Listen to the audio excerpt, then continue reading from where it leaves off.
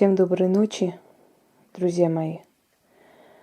Я сейчас буду говорить с вами о рунах и показывать еще один ритуал из рунной магии.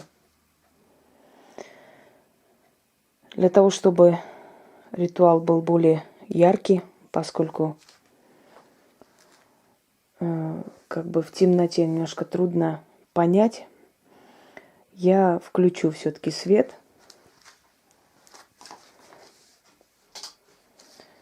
Но практикам, естественно, советую проводить в темноте. Перед вами 4 кельтские богини. Почему их именно 4, сейчас я вам объясню. Для этого ритуала нужна либо черная, либо красная ткань. Желательно красная, как символ богатства, где-то даже агрессии, силы, победы.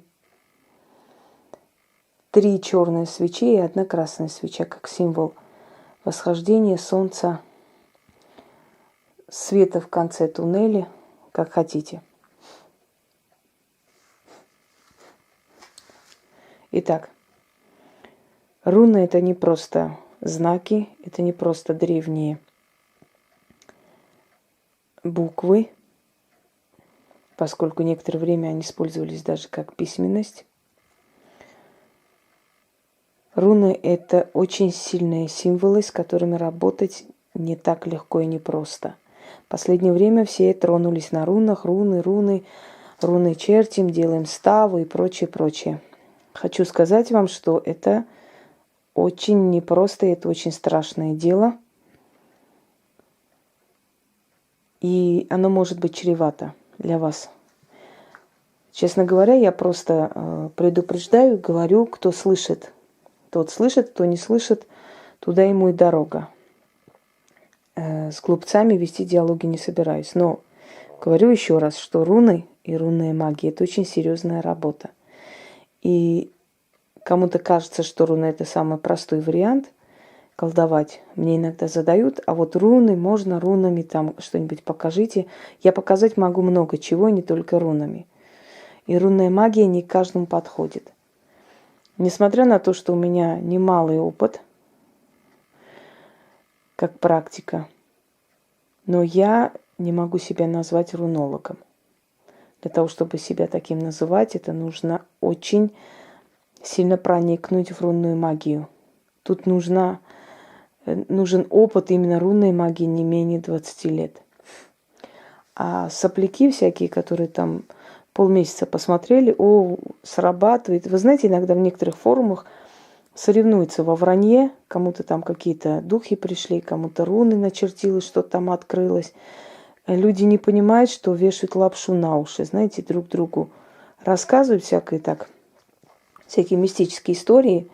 И тем, кто слышит, кажется, что это настолько легко и просто, можно попробовать, что здесь такого. На самом деле, для того, чтобы получить руны, Один отдал что? Глаз. Символично, да?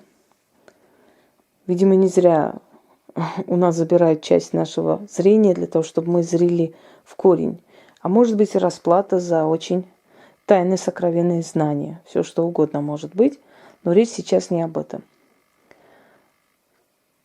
Рунная магия невероятно сильна, и к рунам можно обращаться только практикам, очень опытным. Хотите, воспринимайте мои слова, хотите нет, ваше дело. Но я могу сказать, что руны могут привести к смерти, к сумасшествию, к суициду, к нежеланию жить, к очень глубоким депрессиям, от которых потом выходить долго не могут, к определенным открытиям порталов, когда начинают видеться, тени, когда начинают видеться некоторые сущности, слышатся звуки и прочее, из этого избавиться очень нелегко. Я закрывала, скажем так, рунные вот эти видения 2 людям. Это была страшная картина, когда у них просто было откровенное безумие. И очень большими жертвами, с великим трудом мне удалось это все убрать. Я бы не хотела даже возвращаться к этому всему по новой и за любые деньги мира снова снимать вот это рунное безумие. Руны неправильно начертишь, они тебя накажут. Не так произнесешь, они тебя накажут. И поэтому, дорогие друзья, если кому-то кажется, что руны – это самый легкий способ добиться чего-то в магии, он либо безумец, либо обманщик, либо не совсем понимает, что делает. Итак, рунная магия. Сейчас я вам покажу ритуал. Если у вас в наличии есть богини кельтские, было бы хорошо их приобщить к работе. Если нет, то можно просто их вызывать и попросить, и они уже услышат. Итак, давайте я по порядку вам объясню. Перед вами Керидван. Ну, не вообще-то должен быть котел, но, видимо, похоже на котел что-то, нечто. Да, где варится зелье. Она мать 3 очень некрасивых мужчин. Последний ее сын был намного страшнее. Не буду называть их имена, поскольку смысла нет, если вы не интересуетесь, скажем, кельтской мифологией или кельтской, как там его, пантеоном кельтских богов, вам особо-то это и не надо. Но в любом случае, для общего, значит, знания. У Керидван 3 сыновей. Последний из них самый был страшный. И она решила сварить некое зелье, чтобы дать своему самому страшному, некрасивому сыну, чтобы тот стал не то что красавцем, а самым мудрым и самым умным. Она считала, что если нет красоты, можно брать мудростью и умом. И я думаю, что она правильно считала. Так вот, попросила одного из сыновей перемешивать время от времени, и тот, значит, перемешивая пальцем, облизал себе палец. И все, что должно было достаться младшему брату, досталось ему. Мать очень сильно рассвирепела, разозлилась, изгнала его, некоторое время даже по некоторым поверьям пыталась его убить из-за того, что он ослушался. Но, в общем, суть не в этом. Суть в том, что она богиня мудрости, тайных знаний и внутренней красоты. В то же самое время ей приписывают еще и магию. То есть все эти 4 богини имеют отношение к магии. Именно поэтому я их и выбрала для работы. Здесь у нас Бригитта. Бригитта богиня плодородия, богиня огня, кузнецов, богиня, значит, гениальных, талантливых людей. Она дарующая таланты, она дарующая идеи, она дарующая искусство и прочее. Но в то же самое время имеет отношение к магии, поскольку она все это дарует через подсознание, через сны, через какое-то другое вот измерение человеку, поскольку это все собрано как бы в подсознании и в определенных пластах, откуда идет эта информация. Поэтому она имеет непосредственное отношение к магии. Дану или Дана, мать всех богов и кельтского пантеона, и не только. Уже говорила, что культ Анаид, то есть мать, верховная мать-богиня Востока, культ матери африканских традиций, культ матери индуистской традиции и так далее, это все ее разные ипостаси. Просто у кельтов она называется Дана или Дану, собственно говоря. Кстати, у славян тоже была богиня Дана, мать Днепра и Дона. Вот, собственно говоря. Далее. Да, поскольку она мать, создающая все, она знает много тайн, много сокрытого, сакрального. Именно поэтому имеет непосредственное отношение к магии. Мэйв. Мэйв была царицей кельтского пантеона, то есть она была рождена богами, но богом и земной женщиной. И поэтому она была назначена царицей, царствующей особой среди богов. Но в какой-то момент она перемкнула к значит, ирландским богам, и там ее обожествили и назначили ее управлять всеми победами. Она богиня войны и победы. То есть она богиня победоносной войны, не просто войны. И поскольку она родом из кельтского пантеона, она считается одна из цариц среди богинь и одна из богинь среди, значит, божеств ирландского пантеона. В любом случае, она относится к победам, она есть божество. Так, между людьми, между богами, посредница. Дочь Бога и земной женщины, Мэйв. Вот эти 4 воинственные богини, 4 богини, имеющие отношение к войне, к победе, к искусству, к магии, к, значит, тайным знаниям и прочее, они и будут у нас фигурировать в этом ритуале.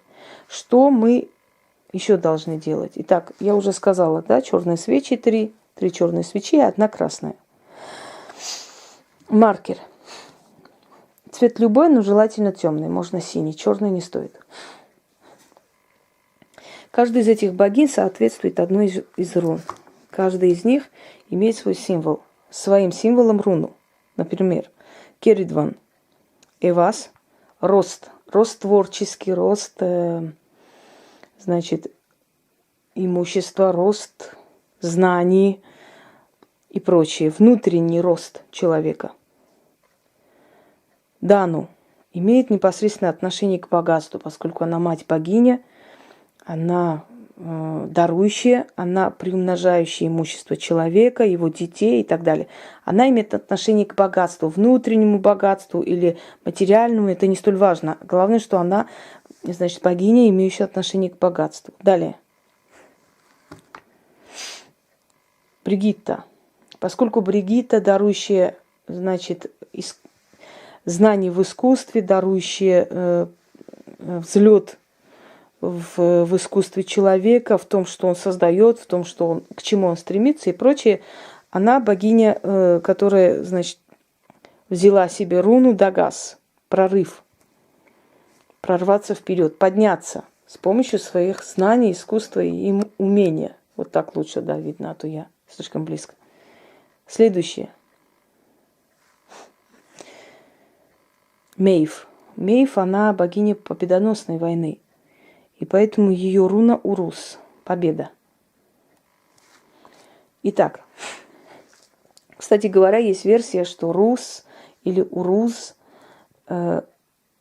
названо, вот, то есть дано название белой племени в честь того, что они все время одерживали победу вверх над другими варварами. Вот их назвали победоносцы или те, которые побеждают, урусы. Это всего лишь версия, но она имеет право на существование. Итак, начнем. 4 стороны света. Юг, восток, запад, север. 4 богини силы, плодородия, магии. О великие повелительницы 4 сторон света, дарующие благо, знание, силу, победу, благословите свои печати на моей судьбе. Печати. Именем 4 великих повелительниц я даю силу рунам, оживляю силу рун и поворачиваю их силу к себе и в пользу себя. Благословите великие руны, и пусть они мне послужат и помогут. Итак, я сейчас возьму.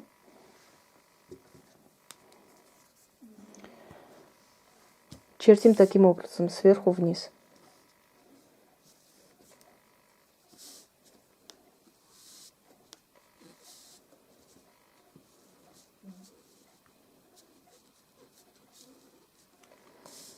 Эвас, подари рост моим деньгам, моим начинаниям, моим талантам, моей силе и удаче. Фэу,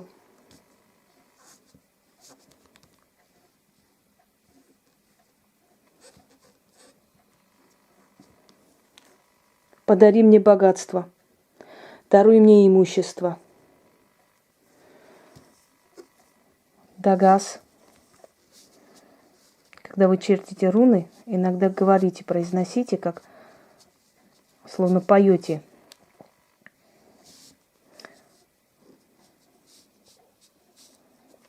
Извиняюсь, я начерчу и подниму. Их нельзя чертить неправильно, иначе будет нехорошо.